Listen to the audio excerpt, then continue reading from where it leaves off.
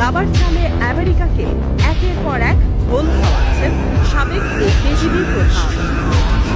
রুশ president Vladimir Putin ও তার মিত্ররা এরই মধ্যে আমেরিকার বিরুদ্ধে যুদ্ধ পরিচালনায় সব প্রস্তুতি সম্পূর্ণ করেছে, প্রস্তুত রেখেছে পারমাণবিক অস্ত্র।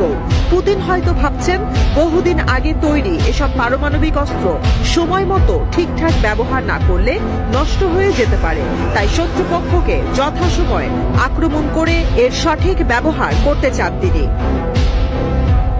পুতিনের ঘনিষ্ঠ সহযোগী ও রুশ পার্লামেন্টের ডিফেন্স কমিটির ডেপুটি প্রধান অ্যালেক্সি জুরাভলিয়োভ বলেন, সম্ভাব্য তৃতীয় বিশ্বযুদ্ধের জন্য রাশিয়াকে প্রস্তুত থাকতে হবে এবং পশ্চিমাদের বিরুদ্ধে অস্ত্র ধরতে কোনোভাবেই দ্বিতীয়বার ভাবা চলবে না।